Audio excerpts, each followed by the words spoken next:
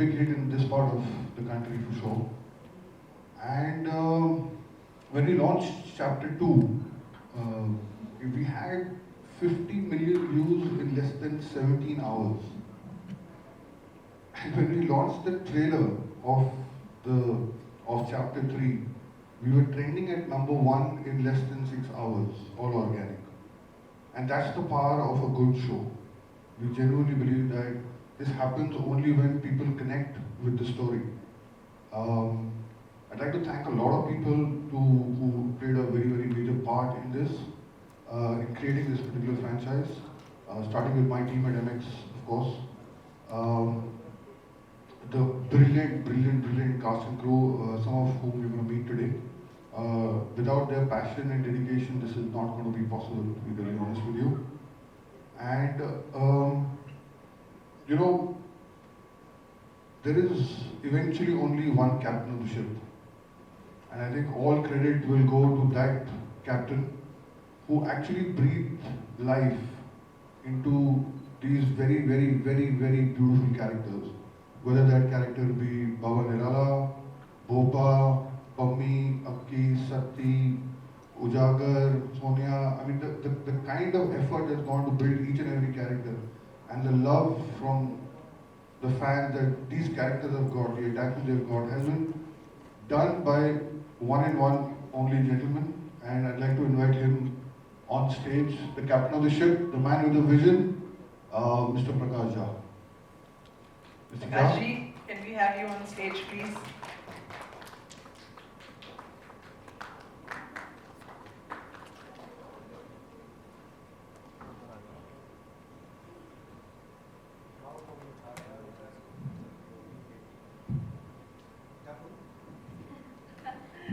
Sir, season 3 के बारे में बता दीजिए। ये तीसरा है। अभी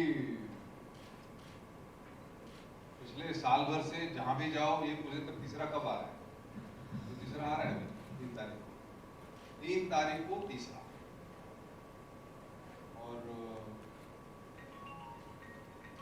मुझे तो बड़ा आनंद आया काम करने में। थैंक्स टू MX प्लेयर, उनकी टीम, उनका विश्वास और support. And I was very, very fortunate to have wonderful, wonderful cast and crew. Bobby Deol, Chandan, Aditi, Isha, ये सब लोग तो आए हैं, बाकी भी जितने भी थे सब बहुत लगन के साथ काम किया। और बाकी तो आप लोग जब सवाल पूछेंगे तो जवाब दे ही दूंगा, मैं ज़्यादा समय लूंगा नहीं। आपने पहला एपिसोड देखा ना, कैसा लगा? बात बन रही है? Thank you. Thank you, Prakash ji. We'd now like to invite Aditi Mohankar and Chandan Roy Sanyal. Come in, please.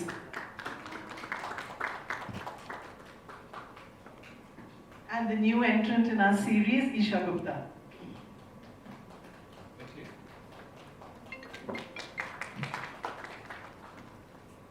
Can I request Aditi and Chandan and Isha to just say a few lines about their role and their experience of being part of this series?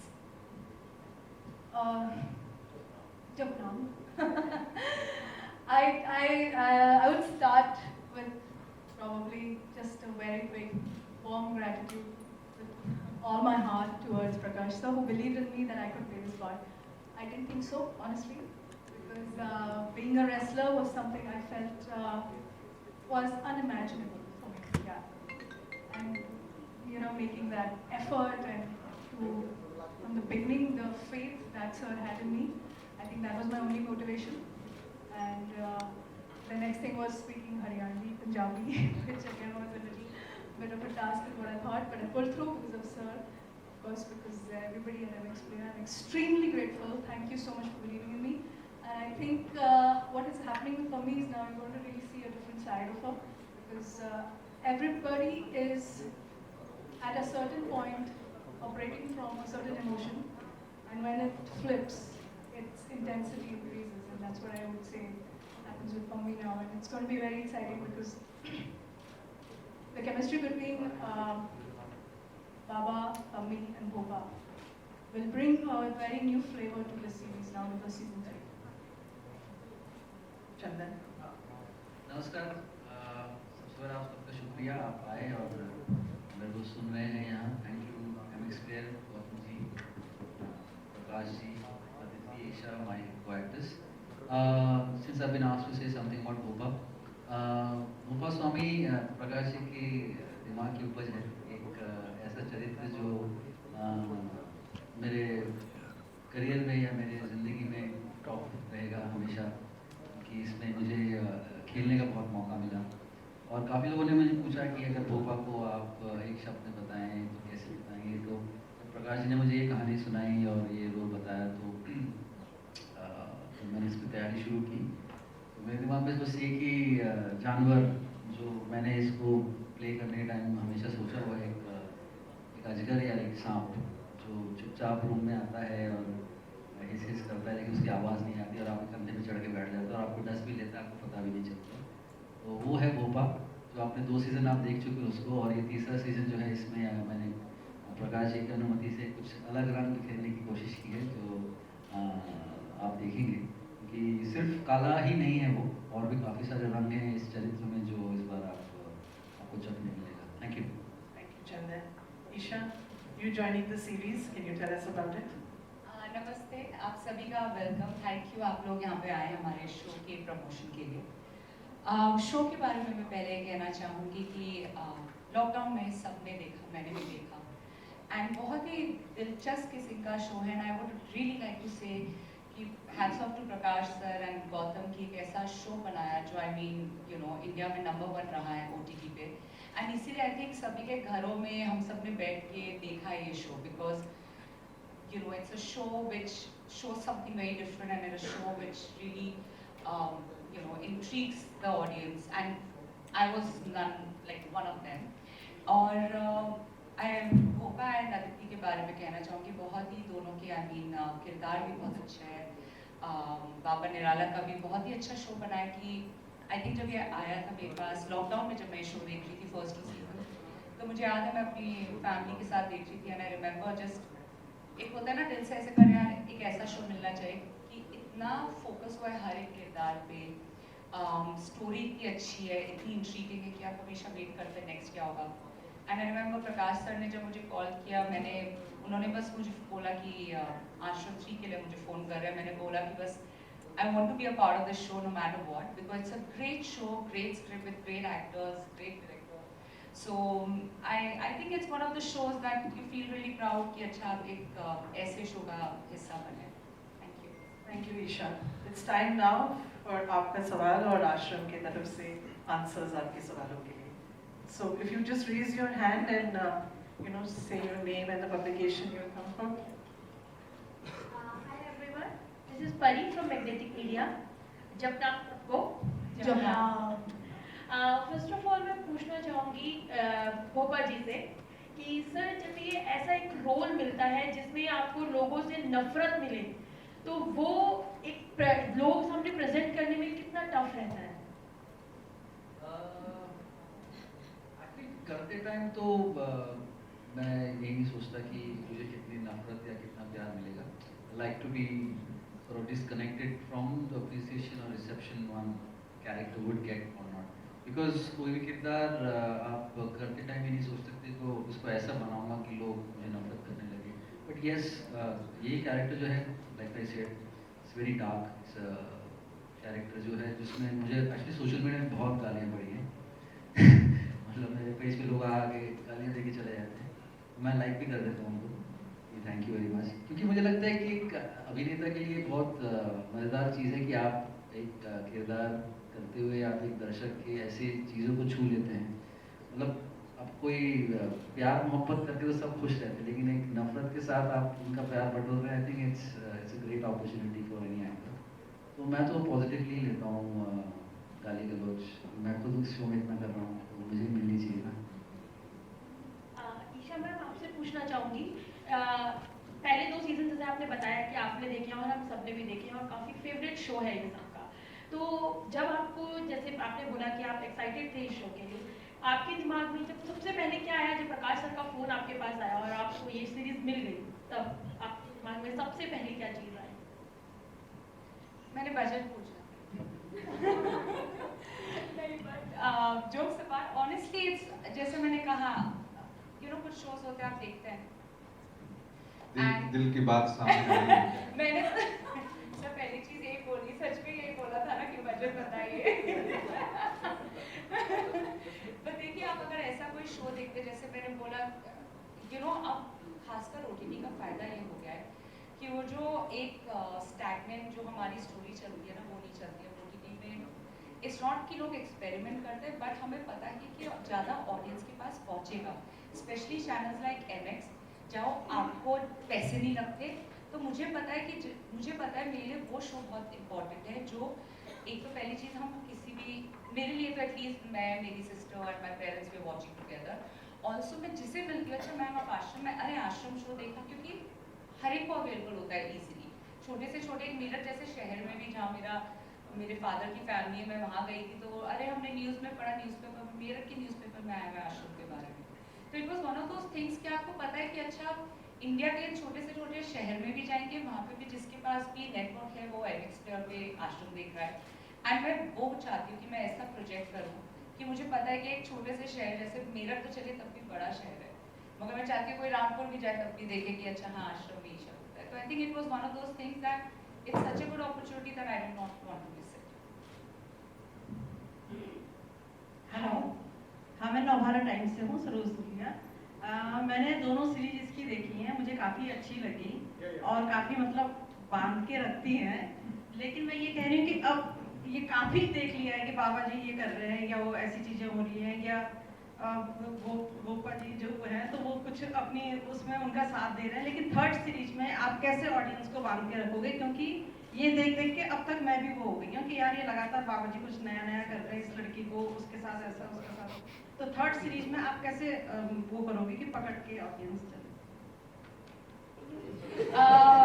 मैं हूँ plus ma'am 3 जून आई गया, 4 दिन की बात है, आप देख लीजिएगा कि कैसे डिफरेंट किया है। कुछ डिफरेंट किया है तभी ऑडियंस ने फर्स्ट के बाद सेकंड का वेट किया, सेकंड के बाद third.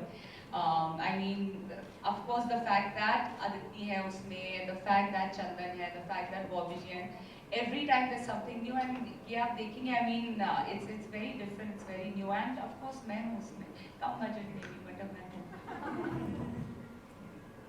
Hi, good afternoon. This is Nivedita. So, Prakash, so this journey started in pandemic, the ashram journey, but now ashram 3 has seen that particular phase we have moved on from that particular phase. So you think that ashram 3 is important and close that way? But I didn't get your question. What has happened? So the journey of ashram started in pandemic. I think the first season came in 2020, right? And now ashram 3 is coming in 2022. So you think that this particular season is important and close that way because we are finally meeting and then there is this entire shooting happening. Yeah, but when we conceived and when we shot the first 2 seasons, chapters, pandemic was nowhere in sight. It was only after we finished shooting that we suddenly were faced with pandemic.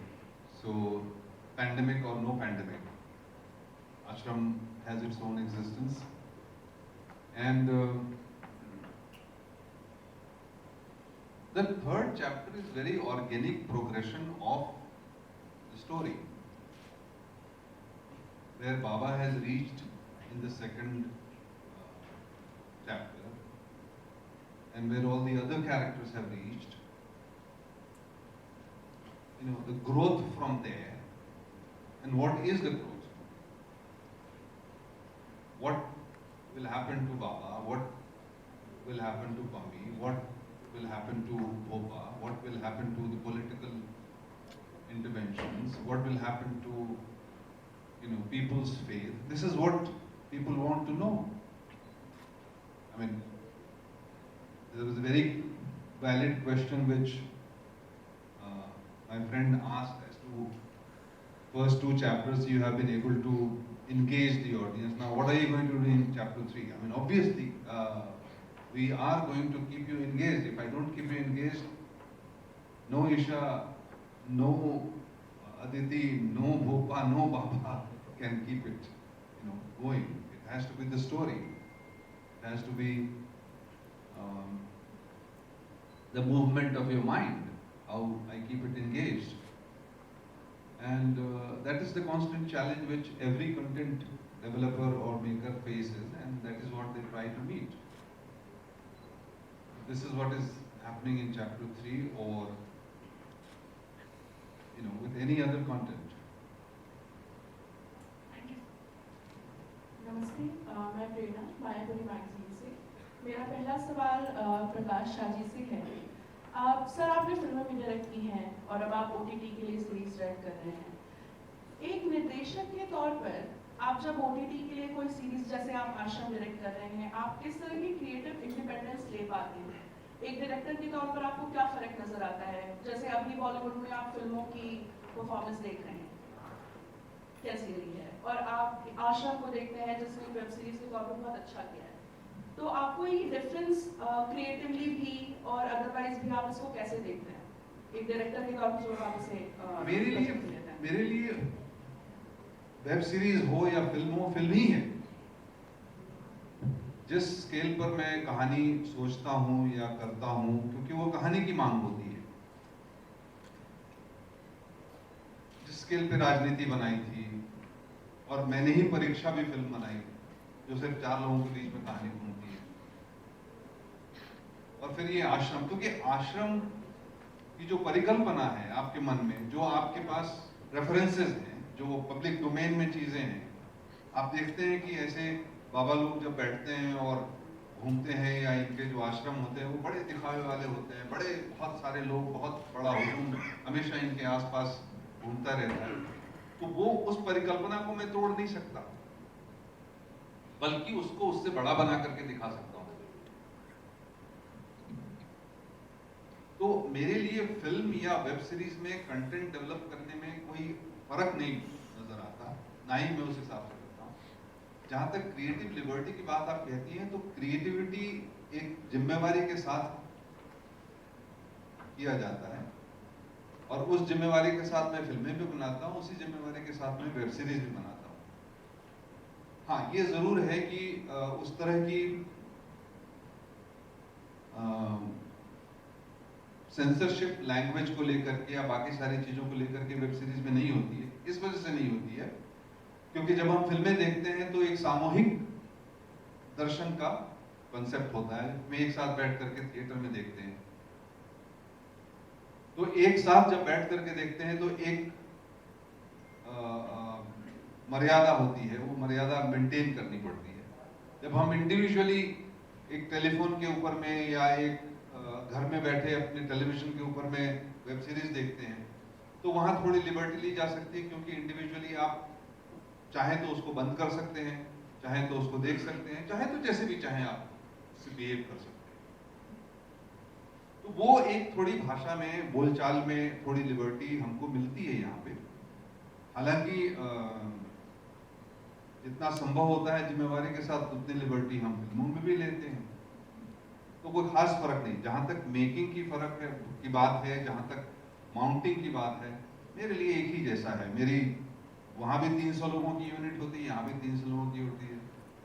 जब तक 1000-1500 लोग मेरे set पे नहीं होते, मुझे लगता ही नहीं कि शूटिंग चल रही है। तो मेरा काम तो वैसे ही चलता है। Thank you sir. मेरा एक और सवाल है गौतम से। अभी आप देख रहे हैं कि लॉकडाउन के समय से ही OTT प्लेटफॉर्म्स में बहुत ज़्यादा इजाफा हुआ, कई सारे शोज आए। अभी जो सैचुरेशन है, लोगों के पास इतने ज़्यादा विकल्प हैं देखने के लिए, आप जाइए, आप लॉग इन करिए, आपको बहुत सारे प्लेटफॉर्म्स मिल जाएंगे। नाम नहीं लूँगी बट एवरीबडी नोज। ऐसे में एक OTT प्लेटफॉर्म के तौर पर आप इस सैचुरेशन से कैसे बाहर निकलेंगे? कैसे आप दर्शकों को वहाँ तक, ज़्यादा से ज़्यादा दर्शकों तक पहुँचेंगे और वहाँ अपनी पहुँच बनाए रखेंगे? तो वो आपकी स्ट्रैटेजी क्या है? उसी वजह से तो मेरे पास आते हैं। नहीं, to be honest with you, I think saturation ये सिर्फ हमारे माइंड में है. We got you know our monthly actives are more than 100 million.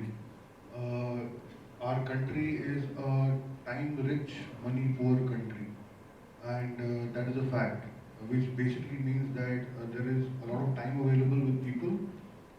If your content is currently we are an award platform, therefore it is available for free. Therefore, the barrier to consumption is very very low.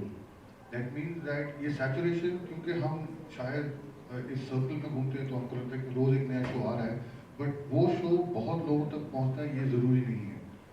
MX Player after YouTube is probably the largest distributed platform ever, and the fact that we are free, we have democratized content to be viewed. Premium content for free is actually not available anywhere else. तो जब आप कहते हैं कि saturation है, मेरे और हमारी कंपनी के हिसाब से saturation बहुत दूर है. There is a lot of people who are still dying for a lot of content. They want to watch content, but it is not yet democratized because a lot of it is behind a paywall. And India is not yet ready to pay for content yet, at least, is what our theory is. Free works in this country best. लोगों को तो रोज चाहिए नया मसाला, रोज चाहिए उनको. आपको पता है गांव-गांव में लोग मतलब आधा दिन उनका निकल जाता है कैसे करके बैटरी चार्ज करें अपने फोन की. फिर उसके बाद वो जगह ढूंढते हैं टीले के ऊपर में जहां वो नेटवर्क मिलेगा. तो आधे दिन काम करते हैं, आधे दिन देखते हैं, और फ्री में मिलता है डेटा. तो उनका रूटीन ही है उनकी, और उनको रोज चाहिए. You will be surprised that data कभी-कभी खत्म हो जाता है तो लोग 12 बजे की वेट करते हैं और 12:15 बजे फिर शुरू हो जाते हैं. So we see those spikes in data when we analyze all of it. So to be really honest with you, saturation is very very far away. Prakash sir, आपसे सवाल है कि पर्सनली आप किसी बाबा को फॉलो कर रहे हैं या ऐसे लोगों से दूर ही रहते हैं? फॉलो करना तक तो मैं तो आगे पीछे देख लेता हूँ कितने लोग मुझे फॉलो कर रहे हैं. मैं ईमानदारी से जो हमारे यहाँ सच्चा अध्यात्म है, और शब्द बेकार करना इस्तेमाल करना, सच्चा हमारे यहाँ अध्यात्म है, और जो शक्ति मिलती है ध्यान करने से, और जो सच्चे गुरु हैं जो किसी आडंबर में किसी दिखावे में कहीं नहीं रहते, अपना ढूंढ रहे हैं, अपनी खोज में लगे हुए हैं, जिनके पास आप बैठो, आपको बात करने की जरूरत नहीं है, आप बैठो तो वहीं आपको मिलना शुरू हो जाता है. तो मेरी वाकफियत ऐसे लोगों से है, ऐसे जगहों से है, ऐसे स्थान से है. मैं जाता हूं जिनके नाम मैं नहीं ले सकता क्योंकि उनका नाम है भी नहीं, वो चाहते भी नहीं है. लेकिन इसकी आड़ में जो दुकानदारी चला रहे हैं, अभी आजकल कुछ वायरल हो रहा है ना, एक बाबा कह रहे हैं हमारे पैर को अच्छा पहली बार में और एक बार अक्सर लगाओ, नहीं और एक बार अक्सर लगाओ. तो ये है हमारे यहाँ, और इसको प्रश्रय जो है हम देते हैं. आम आदमी जो है इनमें विश्वास रख के, क्योंकि हम भी चाहते हैं जल्दी से हमको कुछ मिल जाए, हम मेहनत करना चाहते नहीं. हम सब इसमें लगे हुए कि अच्छा जाएं और कुछ एक बार माथा टिका दें, बेलपत्र में मत हनी लगा करके और शिवलिंग को टिका दें, बेटा तो मेरा पास कर ही जाएगा. तो हम ऐसा चाहते हैं, इसकी वजह से ऐसे लोगों की दुकान चलती है ना. तो जैसा आपका प्रश्न था, मैं जरूर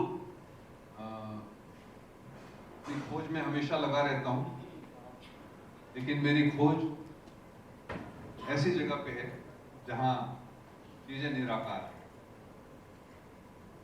sir, Shilpi from Zee media, जब आपने आश्रम 3 की शूटिंग की थी तो फिल्म के सेट पर काफ़ी तोड़फोड़ हुई थी, उस दौरान पुलिस को भी आना पड़ा था, तो इसके एक्सपीरियंस के बारे में आप क्या कहेंगे? देखिए, ऐसा है, एक दिन अचानक बिना किसी संवाद के 50-60 लोग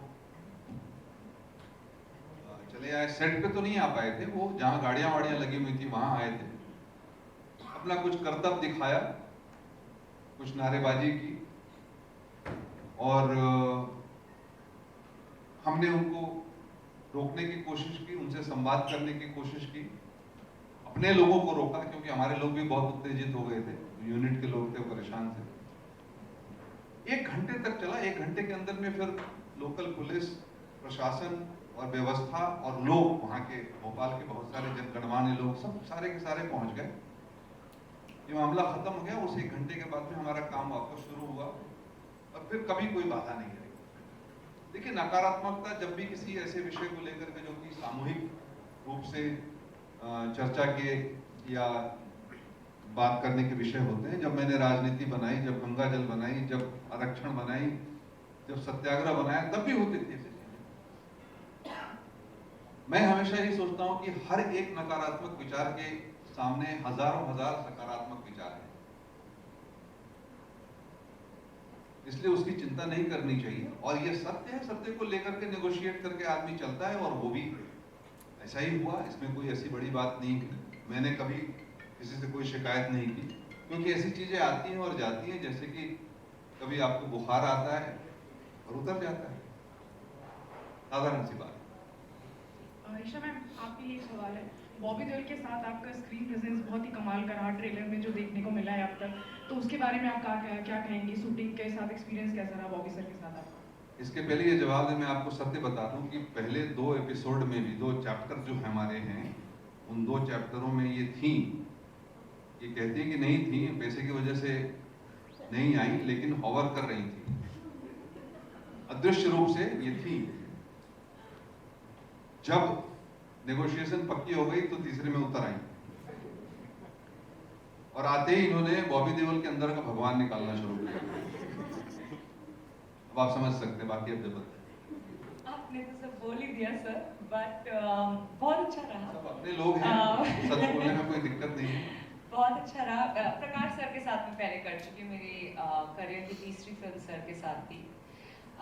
तो सबसे पहले मैं उस चीज़ के लिए बहुत खुश थी कि जिनसे आपने अपनी ज़िंदगी की शुरुआत की, तब तक एक्चुअली मेरी फर्स्ट फिल्म रिलीज भी नहीं हुई थी, एंड उनके साथ दोबारा काम करना अब एक अलग कॉन्फिडेंस से आप आते हैं।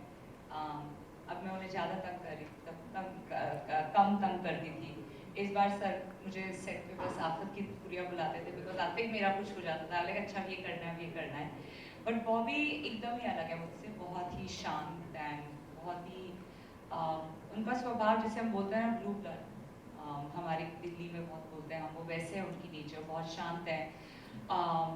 It's good to shoot with him, it's good fun, because बचपन में हम सब ने दुनिया हसीना का मेला करते हुए उन्हें देखा है, एंड देन आई फील जब मैंने उन्हें आश्रम में देखा and then I saw him in real to shoot with him, it was a pleasure. It's always good जब आपके को एक्टर्स बहुत रिस्पेक्टफुल होते हैं, they respect your time, they respect you, you know, and कोई एनिमोसिटी नहीं होती set पे, it's always a good environment.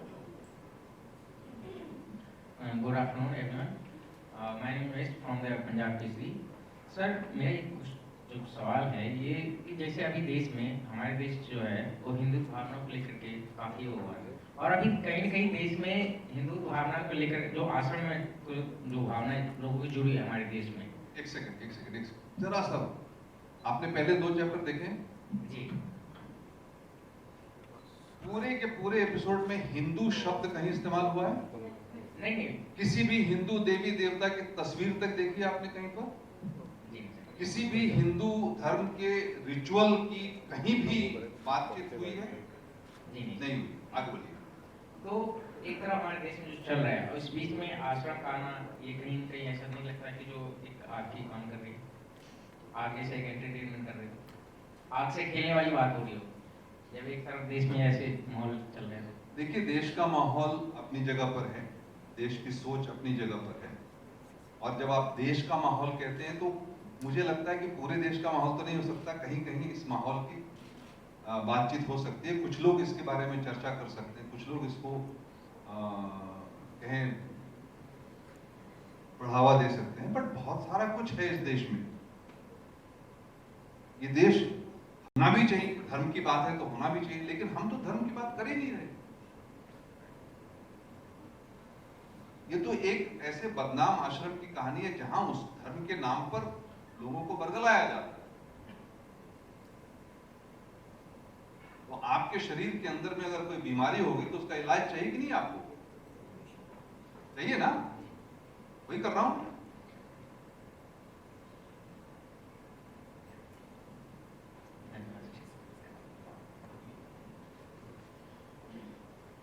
Hello sir, मेरा नाम रेनू है और सबसे पहले तो मैं आपको थैंक यू बोलना चाहूँगी।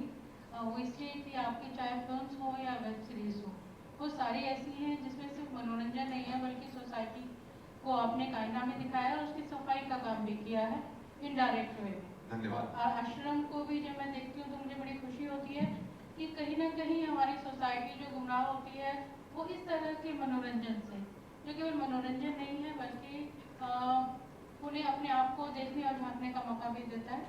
तो उसके लिए बहुत बड़ा थैंक यू, क्योंकि हमारी सोसाइटी बाबुओं के चक्कर में बहुत फंस चुकी है। और सवाल ये है कि सर अभी आप आकर के हमारे साथ स्टेज पे बैठिए ना प्लीज।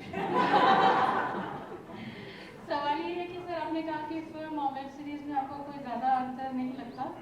मैं ये जानना चाहती हूँ, जैसे हम कोई फिल्म देखते नहीं, आप फिल्म बनाते हैं, उसकी एक स्टोरी होती है, शुरुआत होती है और अंत होता है।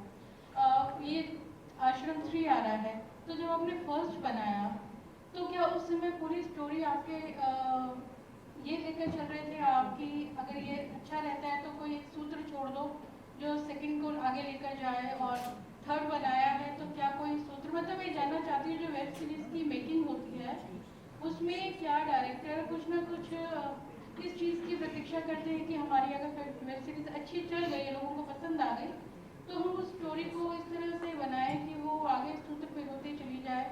मतलब मैं इस चीज़ को समझना चाहती हूँ। आपने बिल्कुल सही सवाल किया है। और एक तो है कि कहानी का नेचुरल प्रोग्रेशन, या कहिए जिसको ऑर्गेनिक प्रोग्रेशन कहते हैं, कि कहानी की डिमांड है। अब इसमें पहले 2 चैप्टर में आपने देखा कि बाबा का जाल बढ़ता जा रहा है, ऐसा कुचक्र उसका बढ़ता जा रहा है, उसकी शक्ति जो है बढ़ती जा रही है। तो अब आपके मन में बात आएगी कि इस शक्ति का इस्तेमाल कैसे करेगा वो, और इसका इस्तेमाल अगर वो तीसरे चैप्टर में करता है और एक ऐसे मुकाम पे पहुंचता है जहां की प्रचंड हो गया है, तो आपके मन में बात आएगी कि अच्छा इसके बाद क्या हो सकता है, कोई शक्ति इतना शक्तिशाली हो जाए तो क्या होगा उसके बाद। तो ये चीजें जैसे आपके दिमाग में आती है वैसे हमारे दिमाग में भी आती है। और बाकी तो सूत्र छोड़ने की बात, तो सूत्र ना भी छूटा रहे तो हम छुड़वा देते हैं, उसमें क्या दिक्कत है। लेकिन एक कहानी की अपनी डिमांड होती है, कहानी की मांग होती है, और फिर इसमें कई भी नए चैप्टर आ सकते हैं। इसी आश्रम को अगर फिर बढ़ाना होगा तो कोई नया आयाम आएगा, कोई नई बात आएगी, उसको लेकर के बढ़ सकती है बात। लेकिन जब तक आपके मस्तिष्क को इंगेज करके रखूंगा तब तक ही बात बनेगी। और जब आपको लगने लगेगा कि अच्छा ये तो रिपीट हो रही है बात, और ये तो हो चुकी है बात, या ये और क्या हम देख रहे हैं, या इसमें मजा नहीं आ रहा, तो खत्म हो जाएगी चीज।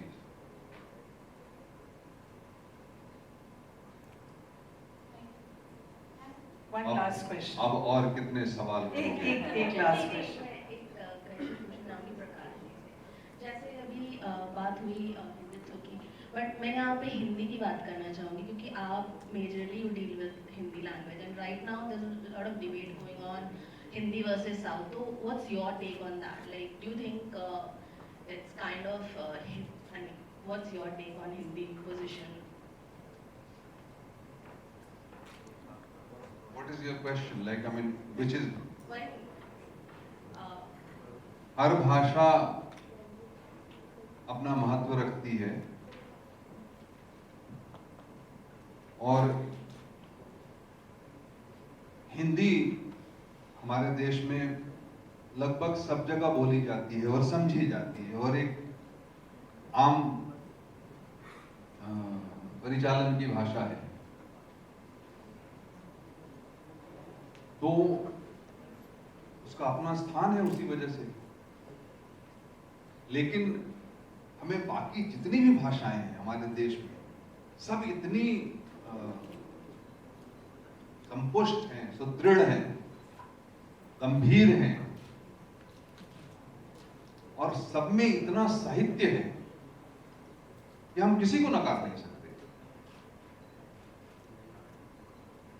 चाहे वो पंजाबी हो, चाहे बंगाली हो, चाहे उड़िया हो, चाहे तमिल हो, तेलुगु हो, मराठी हो, मलयालम हो, गुजराती हो, जितनी भी भाषाएं हमारे यहाँ हैं, सारी भाषाओं का अपना मान है, अपना मोल है, और हमें सबको मानना चाहिए। मुझे तो कई बार बड़ी शर्म आती है कि मैं अपने ही देश की भाषाओं को नहीं समझ पाता या नहीं बोल पाता कुछ भाषाओं को। मैं प्रयास रहता है कि मैं जहां भी जाऊं वहां से कुछ सीख करके आऊं, कोशिश रहती है।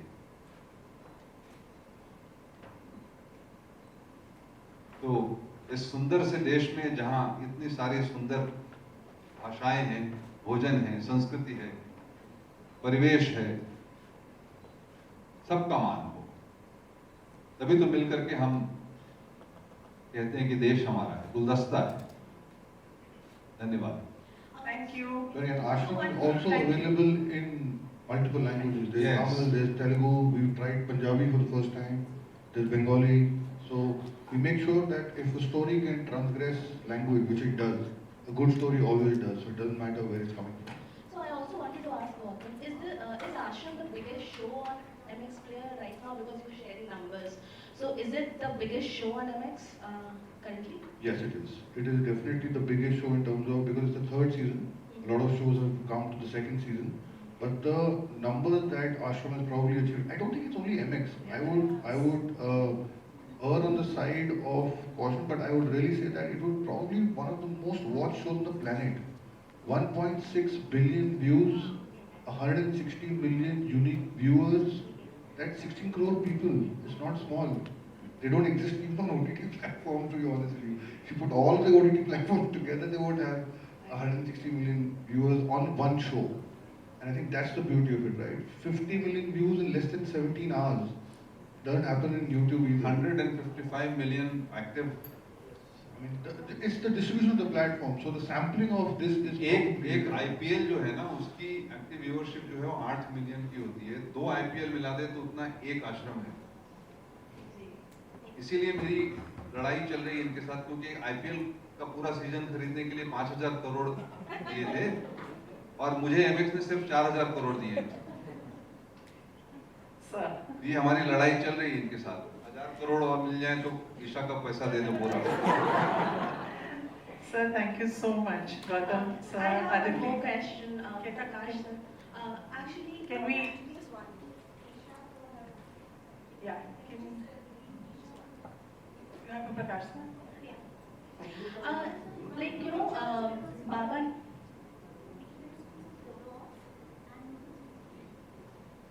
Prakash sir is here. Yeah. We'll just wrap up with the photo ops and then we will. Yeah. Thank you so much.